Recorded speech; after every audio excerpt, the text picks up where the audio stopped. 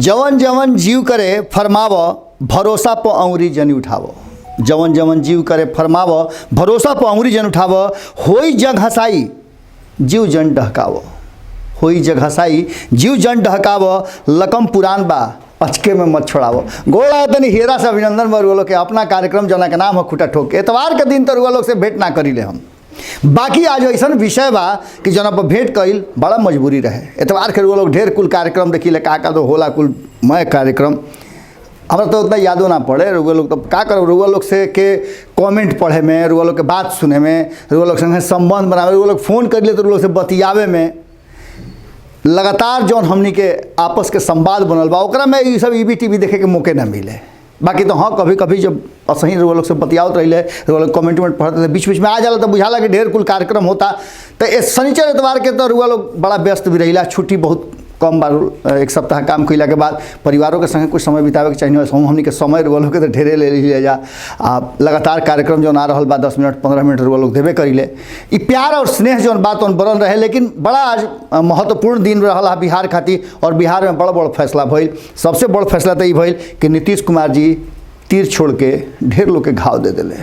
लकम पुरान बा और जानते बने रुआ कि पुरान घाव और पुरान लकम बड़ा देरी से छूटेला। अब ये विषय पर अलग अलग तरह से रुआ के भारत लाइव और अलग अलग जगह से रुआ खबर मिलबे कैल हुई कि नीतीश कुमार जी अचानक एगो फैसला कैले है आज। और वो फैसला बहुत कुछ के याद दिया दिलस, फ्लैशबैक में जाए के मजबूर कर दिलस कि नीतीश कुमार जी के राजनीति के जौन धारा बा जौन सोती बा वो बेरी बेरी जाला। कभी गंगा से मिल जाला, कभी जमुना से मिल जाला, कभी सरजू से मिल जाला और मिल करके त्रिकोण बनावेला। अब इस त्रिकोण में अब रुआ जानते बानी कि संगम में जब भी 12 साल पर स्नान होला तो कुछ ना कुछ परिवर्तन होला, ओकरा विशेष कारण भी होला। खैर अब इस सब के बीच में भारतीय जनता पार्टी जौन अभ्यस्त हो गई रहा है नीतीश कुमार मुख्यमंत्री के कुर्सी खातिर, वो कुर्सी छोड़ावे के फेरा में रहला। बाकी तो लकम पुरान बा। नीतीश कुमार जी कहले है कि भैया हम तो कुर्सी ना छोड़ब, बाकी हई कुल छोड़ देता नहीं, अध्यक्ष पद छोड़ दिले है। और ये अध्यक्ष पद रुआ पता बा कि जवना घड़ी से उधैले रहे तवना घड़ी से कई हाली उनका ऐसा मौका आयल कि बहुत कुछ छोड़े के पड़ल। अब की हाली वो अलग फैसला कैले है। रुआ याद हुई कि 2014 में अध्यक्ष पद बरकरार रखते हुए मुख्यमंत्री के पद छोड़ ले रहो। अब की हाली मुख्यमंत्री के पद ना छोड़ ले है, लकम पुरान बा। ये चलते अब की हाली अध्यक्ष पद छोड़ दिले है और एकरा से कई गो बात साथ दिले है। और वो दिमाग में बात हुई आरसीपी सिंह के अध्यक्ष बनावल गई है। एकरा पीछे भी अब बहुत सारा बात रुआ सुने के मिली, ढेर कुल बात सुने के मिली। और आरसीपी सिंह के जब बात करता आरसीपी सिंह कोनो छोट मोट आदमी थोड़े बड़े। आरसीपी सिंह भी भारतीय जनता पार्टी के साथ बहुत पुरान उनकर संबंध बा। जना घड़ी IAS रहन तौना घड़ी भी भारतीय जनता पार्टी के कई गो विभाग के देखत रहन। नीतीश कुमार के जना घड़ी भेंट भई रहे आरसीपी सिंह से, वो घड़ी वो बेनी प्रसाद वर्मा के निजी सचिव रहन और निजी सचिव रहन तौने घड़ी उनका बातचीत के दौरान आरसीपी सिंह उनका भाग रहन। और एक संगे और भी बात रहे। रुआ जानते भाई नीतीश कुमार जी अपना जातीय वर्ग के बड़ा रुआ समझते बानी कि यही स्थिति में भी जब लौकुश के ओटियावे के फेरा में पड़ गए तो बहुत कुछ बात रुआ लोग के समझ में आवे के चाहिए। खैर आरसीपी सिंह पर रुआ लोग के ज़्यादा समय ना ले। आरसीपी सिंह के लेकर के बिहार के राजनीति में बहुत सारा बात बा।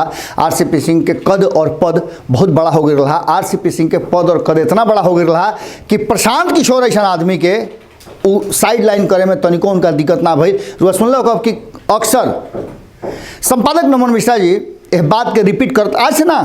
आरसीपी सिंह के जो घड़ी शुरुआत भइल 2010 में जब आरसीपी सिंह नीतीश कुमार के साथ जुड़ले तब से लेकर के और एकरा बाद तक रेल मंत्री जना घड़ी रहन तना घड़ी वो विशेष सचिव के रूप में नीतीश कुमार जी के साथ जुड़ल रहन। और ये सिलसिला लगातार चलत रह गई। 2010 में VRS ले ले VRS ले के बाद नीतीश कुमार के सेकंड नंबर के कुर्सी उनका बड़ी जल्दी भेटा गई रहे। 2016 से राज्यसभा सांसद भी बढ़न। ये सब बात रुआ लोग जानते बानी। ये सब बात में बहुत ज़्यादा करेगी। 2005 में जब नीतीश कुमार जी बिहार के मुख्यमंत्री बनले तौना घड़ी वापस बिहार उनका के बुलावल गई और नीतीश कुमार जी के साथ एक लंबा समय उनकर बीतल। अब इस सब के बाद रुआ यह बात के एहसास कर सकिले कि संपादक नमन मिश्रा जी जना घड़ी कहले रहन तना घड़ी लोग के बड़ा लागल हुई कि आखिर ऐसा का हुई। लेकिन एक पीछे कई तरह के बात भी बा। कई ऐसा राज बा जौन RCP सिंह और नीतीश कुमार जी के बीच में दफन बा। हम दफन ऐसे करता नहीं कि उ राज अब नया सिरा से व्याख्या और रेखांकित ना कल जा सकेला। खैर ये बात पहले से भी भारत लाइव और संपादक नमन मिश्रा जी कई कड़ी जोड़ करके रुआ बतल रहन कि RCP सिंह के ही उत्तराधिकार मिली। एक पहले रुआ देख लो कि उनका पंचरत्न में जो लोग शामिल रहे और बीच में RCP सिंह के साथ थोड़ा सा मनमुटाव भी भई रहे, इरुआ लोग के नजर आई हुई। लेकिन भैया खून अपना तरफ न खींचेला, स्वजातीय रहे हा, बहुत कुछ बात बा, उनका क्षेत्र के रहे हा, नालंदा के दोनों आदमी रहे वाला है, ये सब बात बड़ा मैटर करेला।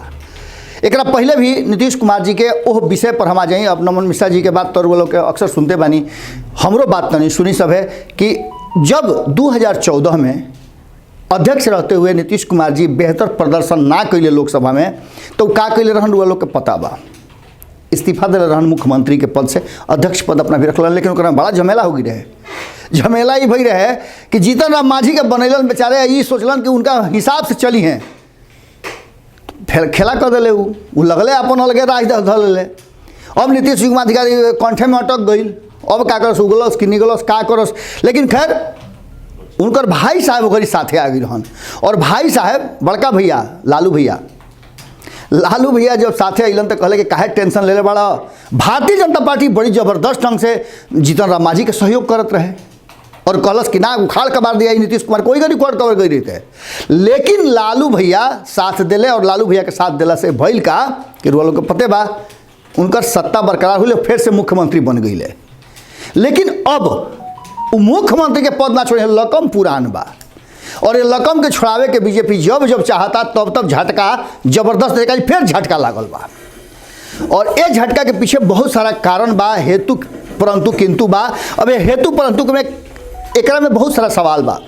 हमरा भारत लाइव के ऑफिस में बहुत तरह के चर्चा परिचर्चा संपादक नमन मिश्रा से भइल, अभिषेक मिश्रा से भइल, विशाल से भइल, सुमन से भइल, सब लोग के आपस में जब चर्चा भइल कि आखिर नीतीश कुमार जी डिसीजन काहे ले है, काहे फैसला ले है, तो एकरा में बहुत सारा बात खुल के आई। एक तरफ कुछ लोग के मत बा कि नीतीश कुमार जी सरेंडर कर दिले, लेकिन हम नहीं मानते बात के। नीतीश कुमार जी या सरेंडर असंभव बा। जब लालू प्रसाद से सरेंडर ना कैले, जब इतना बड़ा भारतीय जनता पार्टी सरेंडर ना कैले, तो नीतीश कुमार सरेंडर ना कर सकले, योद्धा के तरह लड़ी हैं। 2013 में योद्धा के तरह लड़ल बा, 2014 में भी वो जीतन राम मांझी के मुख्यमंत्री बना करके अपना के दिखा चुकल बड़े उनका में कितना ताकत बा, हटा के दिखा चुकल बड़े कि भारतीय जनता पार्टी के ई बेमत नहीं खे कि भारतीय जनता पार्टी नीतीश कुमार जी के खिलाफ कोनो एजेंडा लगा दी। ये अलग बात बा कि 2020 में नीतीश कुमार जी दोस्ती फरमावत रह गई। 19 के चुनाव में लोकसभा में देखबे कहीं का कैले, मंचे मंच घूम करके मोदी जी के पगड़ी कपार पर लेके घूमले कि मोदी जी के प्रधानमंत्री बनाई सब है। और मोदी जी के जब मौका मिलल तो आह दादा खेला तो बरियार हो गई, खेला बरियार भइल कि ले आकर के कहीं ना कहीं एलजेपी के चिराग पासवान के बैठा करके खूब खिलकट भइल, जना के बड़ी भारी दंश झेले के पड़ल नीतीश कुमार जी के। आज सबसे कम जो उनकर आंकड़ा बा, तीसरा नंबर पर खसक के गई बाड़न, एकरा पीछे उहे कारण बा। लेकिन अब यह बात सरेंडर वाली बात जौन बा, एकरा से अभी तत्काल किनारे कर दिया। आगे बोली कि आखिर काहे वो इस्तीफा दिले है अध्यक्ष पद से, तो एकरा पीछे के बहुत बड़ा कारण बा। लगातार अभिषेक मिश्रा से नमन जी से बातचीत के दौरान इहो बात सामने आई हा कि कहीं ना कहीं जब से नीतीश कुमार जी चुनाव परिणाम आयल बा, तब से भारतीय जनता पार्टी के शीर्ष नेतृत्व से उनकर बातचीत गुफ्तगू बंद बा। भारतीय जनता पार्टी के लोग जितना नीतीश कुमार जी चुनाव से पहले भारतीय जनता पार्टी के लोग के बातचीत करे से दूर रहे हा, उतने उनका के अब वापस लौटावल जाता कि अगर बात करे के बाद दिल्ली आवो। यानी कि अध्यक्ष रहते हुए पार्टी के नीतीश कुमार जी खातिर बड़ा भारी समस्या बा। चूँकि बात हुई तो अध्यक्षीय स्तर पर हुई, पार्टी स्तर पर पार्टी स्तर के बात हुई। अब नीतीश कुमार जी मामले से अपना के अलगे कर ले कि जा हम तेरे सामने अबे ना कही तो होई का। एगो सबसे बड़का कारण है कि अध्यक्ष यही चलते RCP सिंह के बनौले। अच्छा, RCP सिंह के बदले में और कोई के काहे ना बनौले, एकरो पे बहुत सारा प्रश्न बा, लेकिन वो बात अलग से रुआ लोग बताई। एकरा साथ साथ कतनो व्यवहारिकता में बड़ी अंतर आ गई रहा, और व्यवहारिकता में अंतर नीतीश कुमार जी के सामने कोई खड़ा होकर के कुर्सी पर गोड़ रख के ऐसे से गोड़ हिलावे तो बर्दाश्त करी है, सवाल नहीं है। यह बात के लेकर भी। और 2014 के पुनरावृत्ति बाई रुआ लोग खाली बहुत गहराई सोच ले, फिर भारत लाइव के कह रुआ लोग कि पहले ही कह दे लोग कुल 2014 के पुनरावृत्ति बा। जौना तरीका से नीतीश कुमार जी 2014 में बेहतर परिणाम ना अला के पास नैतिकता के आधार पर इस्तीफा दे दिले रहन मुख्यमंत्री पद से, बिल्कुल ओकरे पुनरावृत्ति बुढ़वे के अब के लिए अध्यक्ष के पद से दिले है। और RCP सिंह जौन की ढेर उखमजल रहे है, रुआ याद हुई कि जब 2019 के फरवरी में जना घड़ी संगठनिक लोग के भीड़ जुटावे के रहे गांधी मैदान में, तो 50,000 भीड़ ना जुटल, 2 लाख के उनकर कैपेसिटी रहे। तो कहले कि ल फरिया लो, बड़ा भाजपा जपत रह, ल फरिया लो। हालांकि बहुत लोग के एकरा पर रुआ समझते बानी कि बहुत लोग के करेजा ढहकत हुई, ढेर लोग के मन रहा, ढेर लोग के इस बात पर सोच रहा।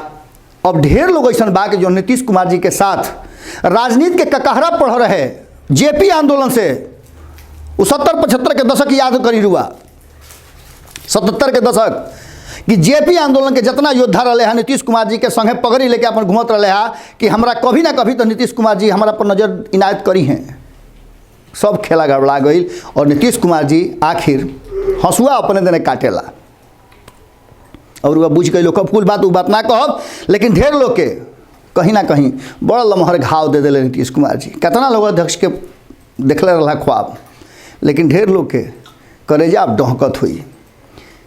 एकरा अलावे आगे अब देखी कि RCP सिंह के कद तो बढ़ गई, कैसे वो पार्टी के और बाकी सब चीज़ के लेके चलत रहन।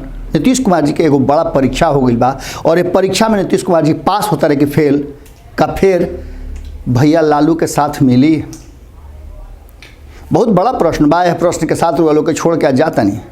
अब इस सवाल के हल रहो लोग खोजी, हम तो खोज ले बानी और जल्दी उस सवाल के खुलासा भी करब। 2014-2015 रिटर्न बा। अब आगे रउआ लोग के मन में जो ना हो तो बताई सब है, कमेंट बॉक्स में लिखी सब है। आ काल फिर ही ठेहा पर जब भेंट हुई तो सब सवाल के जवाब लेके रउआ लोग के सामने आई, और रउआ लोग जो जवाब दिले बनी वही जवाब के हम संगे संगे लेके आई। सांच के लड़ाई बड़ी धीरे धीरे चलेला, लेकिन बड़ा गते गते चलला के बावजूदो मंजिल पर पहले उहे पहुँचेला। वो खरगोश आ कछुआ वाली बात बा, हमनी के कछुए वाला चाल चलब जा, लेकिन गंतव्य पर पहुँचब जा पहले हमनी के। यह बात के रुआ समझ ली, कारण कि रउआ लोग ऐसा 10 लाख लोग के हमनी पर आशीर्वाद बाजी। और संगे संगे एगो और बात बा कि अतना प्यार, अतना दुलार, अतना स्नेह सबके कहाँ भेटाला। और सही आशीर्वाद बनौले रही सब है। आहू जो 1-2 रुपये भेजत तनी सब है तो UPI नंबर पर भेजत रही। ढेर लड़का बड़ा सब कनियों के तो भाई भविष्य बा। सांच के लड़ाई में ज्योति या सोती दोनों जरत रहे के चाहिए। सोती धीरे धीरे बहत रहे के चाहिए और ज्योति धीरे धीरे जरत रहे के चाहिए। हमने के ढेर ना चाहिए, जो आवश्यकता बा बस उतने भर। फिर कल भेंट हुई है आप गोड़ लगा तनी। अगर ये वीडियो पसंद आई और वह बिहार के राजनीति और बिहारियत से सरोकार रखेनी तो सब्सक्राइब बटन दबा के चैनल के सब्सक्राइब कर ली। ओजे एगो घंटी बा, ओकरा बटन दबा देला से कुल सटीक और मारक खबर रुआ मुफ्त में मिल जाई। अगर रुआ पत्रकारिता के हमनी के नया प्रयोग में सहयोग कर चाहतानी तो ज्वाइन बटन दबा दी। पेटीएम नंबर नोट कर ली 9386816700। धन्यवाद।